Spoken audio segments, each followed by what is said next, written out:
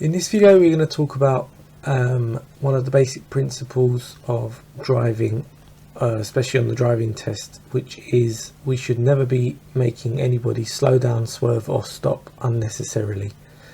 So we'll go through a few examples, but first of all let me just explain what that means. It's quite confusing sometimes because we can be driving along and then we have to slow down in certain scenarios. And sometimes learners think, oh, I don't want to make people slow down because I know that that's not what I should be doing. But for example, in certain situations where it's necessary, so where the road might be a little bit narrow, where there might be a cyclist in front of us, where there might be people around that could step in the road or doors that could be opened, then it makes sense to slow down under the conditions, under the circumstances. So this is where the unnecessary part of the principle of slow down, swerve and stop comes in. So if we go through a few examples now, that's hopefully going to make a bit more sense. But it's not about just driving along and then slowing down because you can't go around a cyclist, say that's necessary because there's no choice.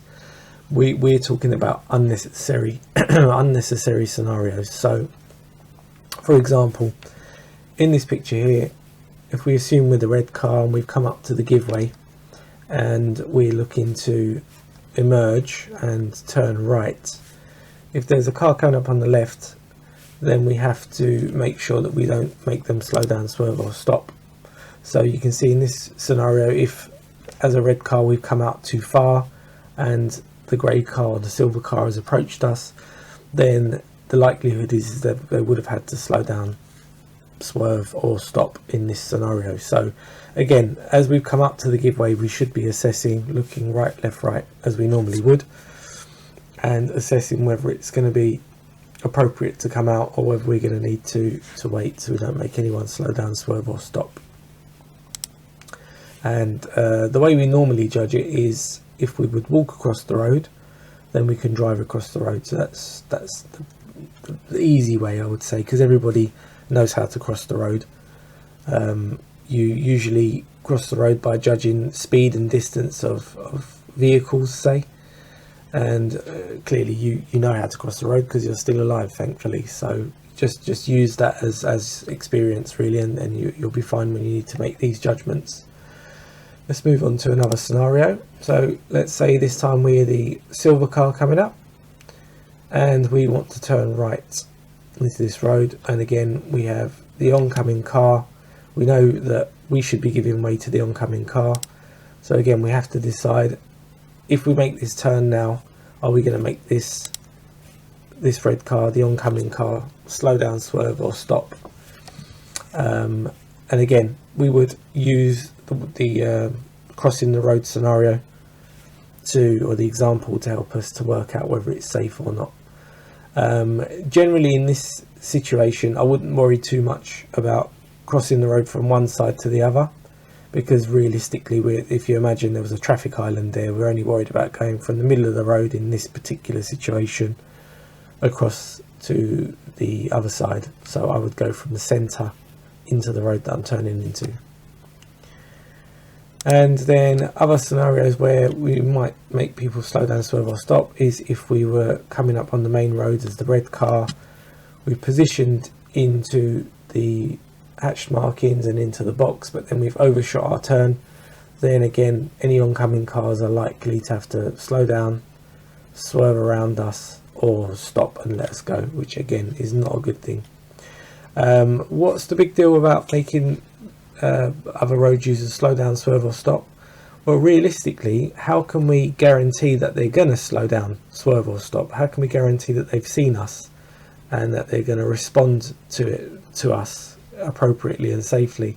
How do we know that they're not suddenly just sending a text message and they look up and realize, oh my god, where'd that car come from? So we're trying to control the situation. We're trying not to make our safety, we're not trying to hand that over to other people, other road users, and put our lives at risk, put it into the hands of others. we're going to keep control of it ourselves. So this is the reason why we need to do this. Just a point on driving slowly. So as I was saying earlier, if you need to drive slowly